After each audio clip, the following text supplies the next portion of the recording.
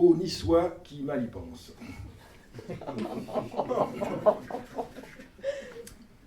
Les riverains du cours Saléa apprirent la nouvelle sans joie aucune. Leur cher voie piétonne du Vieux-Nice avait été choisie comme lieu de rassemblement par deux associations rivales, se réclamant chacune du savoir avéré de la recette de la vraie salade niçoise, en prenant l'autre pour d'infâmes imposteurs, bien sûr. La vérité allait enfin triompher, on allait voir ce qu'on allait voir. Une salade battle, rien que ça. Si la bataille de l'anchois était perdue d'avance, et l'accord sur l'huile d'olive acquis, entre les tenants de la laitue plutôt que du mesclin, et des chantres du riz comme du concombre sacrilège, l'affrontement s'annonçait brutal.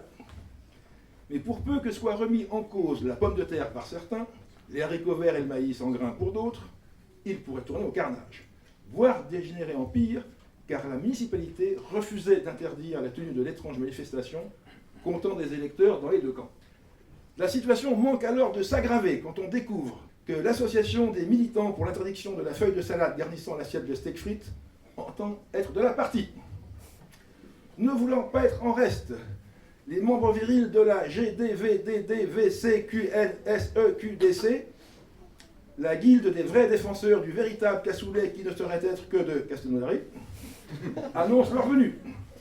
Depuis qu'ils ont appris que les renégats de la CDCTI, la confrérie du cassoulet toulousain incontestable, seuls détenteurs des arcanes de l'authentique recette prétendent les effronter, se joindront à l'événement pour faire mousser leur cause. La mairie aurait bien voulu prendre un arrêté municipal interdisant le jour dit l'accès au Vieux-Nice à ces gastronomes étrangers à la ville. Là, ces récentes positions anti-migrants l'ayant pas trop exposées à la critique, elle ne veut pas jeter de l'huile, fût-elle d'olive vierge extra première passion à froid, sur le brasier. Au petit matin, les riverains du cours Saléa se barricadent donc derrière volets et canisses. Les commerces bercent leur rideau de fer, les forces de l'ordre se font discrètes, à distance, mais prêtes à intervenir en cas de grabuge. Le préfet des Alpes-Maritimes s'est déplacé en personne quand les inconditionnels de la bouillabaisse marseillaise, l'IBM, ont annoncé sur les réseaux sociaux qu'ils arriveraient par la mer. Ce n'était heureusement qu'une rumeur. Nonobstant, le préfet compte superviser le bon déroulement des opérations sans quitter l'abri de sa voiture de fonction. À présent, il consulte sa montre pour vérifier que tout est bien dans les temps. 3 possibilités de suite. 1. Le préfet s'aperçoit que sa montre est arrêtée et que celle du tableau de bord de sa voiture est restée calée sur l'heure d'été. 2. L'autocar des Toulousains accroche celui des Chauriens, les habitants de Castelnaudary, ça ne s'invente pas, sur la bretelle de sortie 50 Nice Centre de la 8. 3. Devançant tout le monde, des marchands d'oignons venus de Brive-la-Gaillarde envahissent le cours Saléa. Il y en a 3. J'ai appelé ça la baie d'aisance. Devançant tout le monde, les marchands d'oignons venus de Brive-la-Gaillarde envahissent le cours Saléa. Le préfet, tapis dans sa ligier toute neuve, se souvenant tout à coup d'une chanson de Brassens à un coup de chaud. Il ordonne à ses sbires, planqués dans la totalité des ronds-points de la région PACA, de bloquer tout véhicule venant du Finistère, département certes lointain, mais abritant des fanatiques dangereux du célèbre oignon de Roscoff.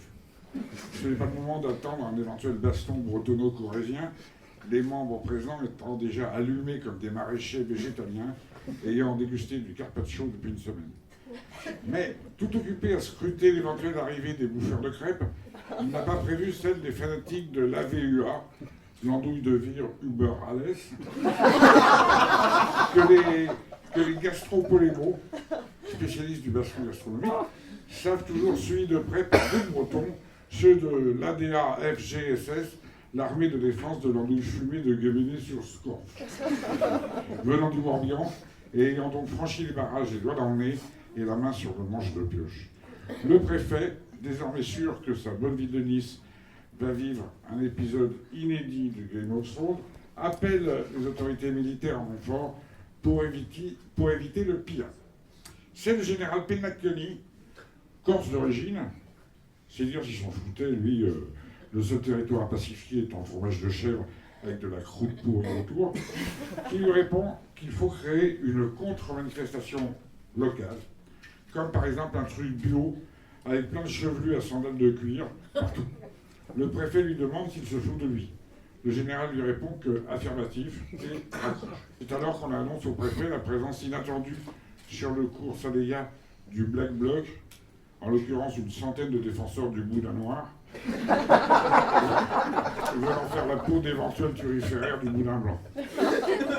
Le préfet, dans la tachycardie, vient d'attendre le stade 8 sur l'échelle de Schumacher, se résout à noyer tout ce bordel dans une nappe épaisse de lacrymo, genre Céveso, ce qui aura au moins l'avantage de faire pleurer tout le monde de bonheur. 3 possibilités de suite.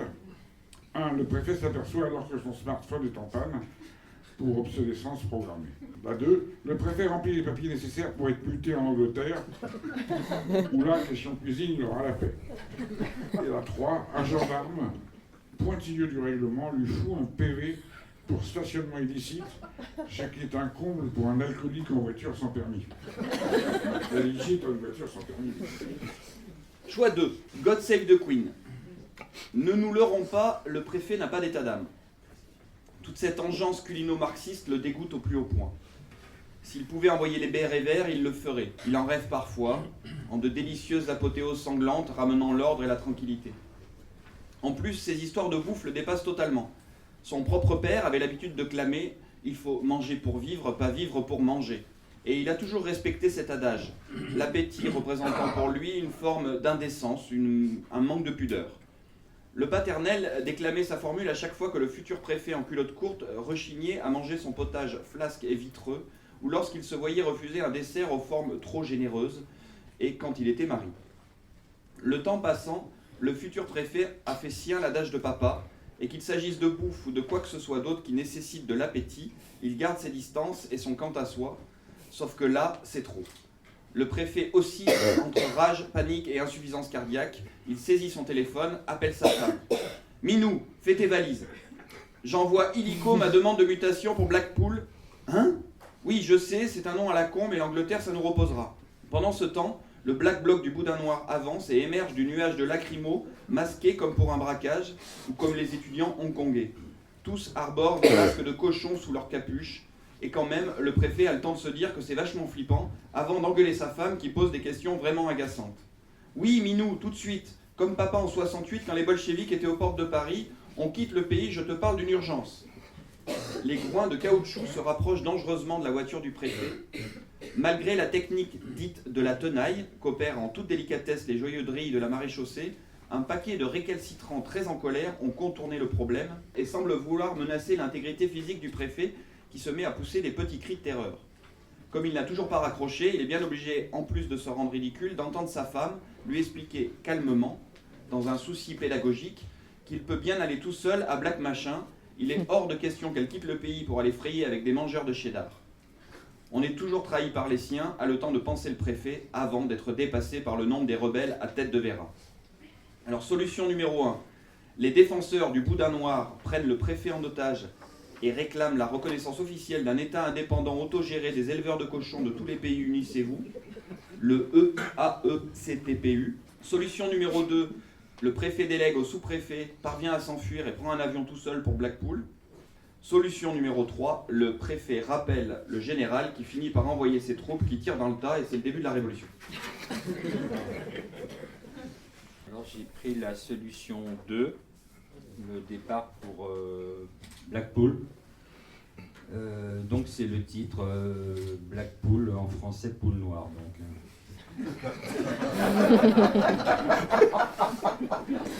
C'est un texte bilingue. On le bouscule, on l'invective, on lui dit pousse-toi le facteur.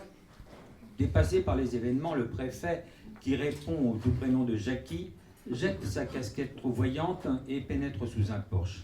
Il extrait de sa poche un sachet de cocaïne et trace sur sa main 2 rails réconfortants qu'il sniffe d'une narine experte. Ragaillardi, il saisit son portable et joint Hubert, le sous-préfet, qui vadrouille en queue de cortège du Boudin Noir. Celui-ci rejoint son supérieur en 5 minutes chrono et penche vers lui son minois délicat. Il est bon de rappeler qu'Hubert, sous-préfet transsexuel, s'est fait appeler Tania durant 20 ans avant l'opération. Il lui reste sur le visage une douceur bien féminine et sur la poitrine 2 protubérances qu'il contient difficilement. Alors chef, c'est de la bonne? Je file chez les Anglais, embrasse-moi, dit le préfet en ouvrant la bouche. Hubert s'exécute et les 2 hommes roulent dans la poussière du 132 cours Saleya. Allongés derrière le portail, les fonctionnaires se chuchotent des mots terribles du genre « Si tu pars, je me tue » ou bien « Je t'écrirai des poèmes avec mon sang ». Et aussi, reculer devant le boudin, Jackie, est-ce bien raisonnable? Ou alors, me tromper avec une poule black, ne grandit pas l'andouille de Guéméné. Un peu plus tard, pendant qu'Hubert prend les choses en main, si l'on peut dire, Jackie a gagné en taxi l'aéroport et, bien calé sur un siège en cuir, consulte un dépliant touristique consacré à Blackpool, tout en sirotant un whisky de Clermont-Ferrand. C'est une blague, vous allez comprendre plus tard. Derrière lui, un gamin plagie Marcella Zola sur un bandoneon. Des pensées d'ordre philosophique assaillent le préfet. Le boudin descend du cochon, certes, mais le cochon descend-il de l'homme? Si le foie n'était pas gras, arriverait-on à vendre du champagne? Faut-il préférer l'Illinois Ulster à une petite poule black? Ça, c'est pour les amateurs de rock ou de blues. Finalement, on l'appelle au terminal B, c'est à ce moment précis que Jackie commence à prier, car il ne veut pas finir chanteur pour Femme à aile blanche. C'est la fin de la blague, la sous-blague. Bon, bref. Je sais pas pourquoi je vous parle d'ailleurs. À l'issue d'un vol au-dessus de la Manche, pour ne plus avoir peur en avion, il a tenté le vaudou, les stages d'Air France et le LSD. Mais rien n'y fait, c'est un trouillard. En fait, c'est l'histoire de ma vie, ça. J'arrive à mettre ça. Il s'assoit donc le plus près possible de la queue de l'appareil et sort son mouchoir pour pleurer en silence. Ce calme est brutalement interrompu par une section de légionnaires qui entonne « Tiens, voilà du boudin » en dévisageant les hôtesses de bord.